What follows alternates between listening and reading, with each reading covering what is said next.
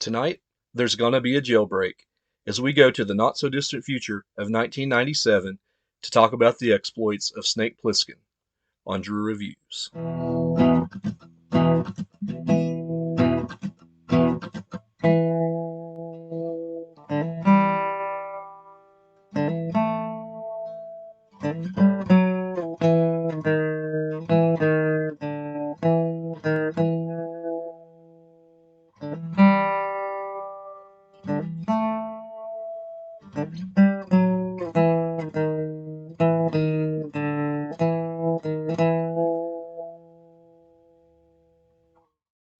All right, guys. So recently, over on Macho Movie Madness, me and Brandon Smith listed our favorite movies of John Carpenter, and it may surprise some people that Escape from New York is my number one, even over The Thing and Halloween. The all-time favorites.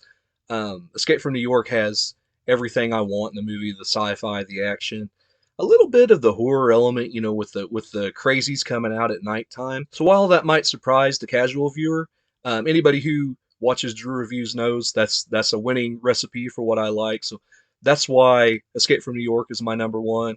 We're going to get into the plot right here. So basically, in the future, crime's gotten so out of hand that they've decided to turn the entire island of Manhattan into this prison, put up some walls with some guards on, and just let whatever happens inside those walls.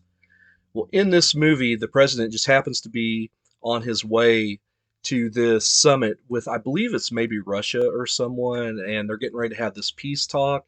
And his plane gets taken over and goes down. His presidential pod ends up on this island, and it just so happens that Snake Plissken, who is a former war hero, a combat veteran, he ends up getting caught robbing this Federal Reserve, and so he's getting ready to go do time on this island. And just before they send him in, they decide, hey, let's try a rescue mission here and see if we can get him to get the president out, and in return give him a full presidential pardon. So there's a lot I like about this film. The grittiness of this film being number one. It was filmed mostly at night in St. Louis, which I live about 2.5 hours south of St. Louis, so I've actually been to one of these locations, and I'll get to that in a minute. But there was a big fire downtown, and in the late 70s and in the early 80s, it was still kind of downtrodden, and so they took city blocks and just allowed John Carpenter and his crew to turn off the power, and so everything's lit by firelight, and there's camera flares and everything, and I love the atmosphere of this movie. There's some great characters in this movie. Of course, Kurt Russell, who is the greatest actor of our generation and really any generation. He's Snake Plissken, and he's channeling Clint Eastwood here, just as he channeled John Wayne in Big Trouble in Little China. He's everything's a soft whisper, and you kind of have to lean in to hear him. And I like that about the character. There's also just some great side characters in this thing. Ernest Borgnine plays Cabby, and that's a cool little slimy side character. Of course, there's Maggie and Brain, played by Harry Dean Stanton and Adrienne Barbeau, respectively, and they're really good characters. Donald Pleasance plays the President of the United States, and he is just awesome in this role. He's a goofball. There's a scene where another cool character, the Duke of New York, played by the legendary Isaac Hayes, ends up having him strapped to this wall, and he's shooting all around him with a wig on his head, making the president say, "You're the Duke, hey number one," and it's just that scene is hilarious. And this movie was really the first role that Kurt Russell did where he wasn't really the Disney guy. He was that throughout the 70s, just kind of like Zac Efron and all those guys were in the early 2000s. He was kind of that guy throughout the 70s. And this was like his first, maybe not his first, but one of his first adult roles. And he just knocks it out of the park here. And I really love the character Snake Plissken. So going back to my St. Louis story, the fight scene was filmed inside of Union Station in the Grand Ballroom, and of course it was kind of in disarray at the time, as everything downtown was. It's since been restored. Now it's like a mall and a hotel and everything. It's really nice inside. I think they even got a place to maybe even skate. And we went there several years ago for like a St. Louis Cardinals game and stayed there in the hotel. And I remember walking down to that ballroom with my wife and going, "Oh man, this is awesome. That's where the Duke of New York was, up in that balcony. And here's the opening shot with the stained glass window and everything. And here's where the ring would have been." but I was kind of sad because there was nothing there to commemorate the filming of one of John Carpenter's greatest movies. Right there. There should be a plaque or something, but yeah, there's nothing, and I was kind of saddened by that fact. St. Louis, get it right.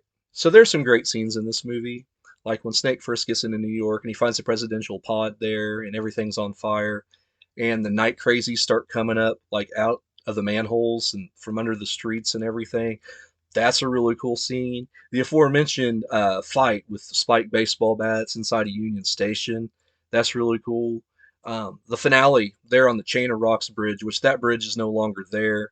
It's since been replaced, but that's a really cool finale where the Duke's chasing him, and I I love the Duke's cars. They've got chandeliers on the hoods, and he's just pimping 70s style. It's so hilarious. So there are a couple of things that kind of gripe me about the movie, and they're kind of minor, but like the first act is kind of slow to get into. There's so much storytelling they have to do. They have to set up the story of the prison, and then the president's plane has to go down, and then Snake Plissken is caught and brought in, and then Halk, played by the legendary Lee Van Cleef, he's telling him what's expected of him and telling him the rules and everything. So by the time he gets actually in the prison, you're into the second act of the movie, and there's been times, because I've watched this movie probably 30 plus times, and there's been times I've came home from work tired, and I get to that point, to where the crazies come out and it's finally something starting to happen, and I can't keep my eyes open any longer. So yeah, that if there's any one thing, I'd say that first act is just a little bit on the slow side, but then again, it has to be because there's so much to tell and to set up this story. A couple other little issues I have, and they're more character related, like Lee Van Cleef, who is one of my favorite Western actors, if not my favorite Western actor of all time. He plays Lieutenant Houck, and he's the one that sends Snake in. And I really wish they had done more with him in this movie. Maybe have something toward the end of the movie where he helps him out. But he's there at the beginning and he's there at the end. And I just feel like maybe they should have done more with that character since they had such a legendary actor. And the other thing is Isaac Hayes as the Duke of New York. I really like him in this movie. He looks the part of the Duke, but he wasn't a very seasoned actor at the time. And all I can think of when I see him is, what if a more respected or seasoned actor like Fred Williamson, who was in a lot of B movies, or Yaphet Kotto from like Live and Let Die and Alien was in this movie.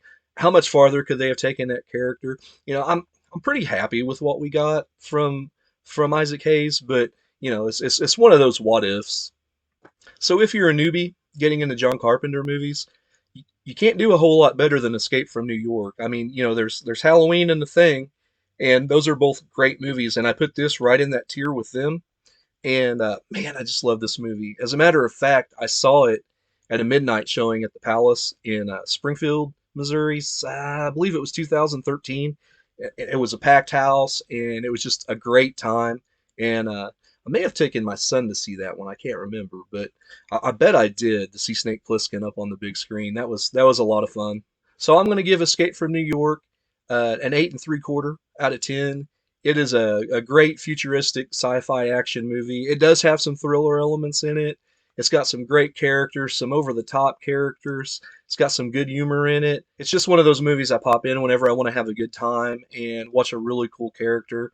I like Escape from LA quite a bit, even though it's not as good as Escape from New York. And John Carpenter and Kurt Russell just go on, take the money and run in that situation. But I really get a lot of fun out of Escape from LA, but Escape from New York is where it's at. So, guys, I want to thank you for watching.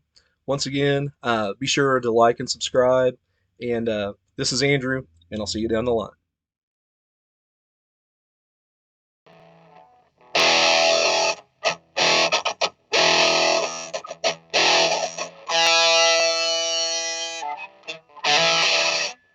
Yes. Basically, it's 1997 in the future. So basically, it's 1997, the future, and uh, the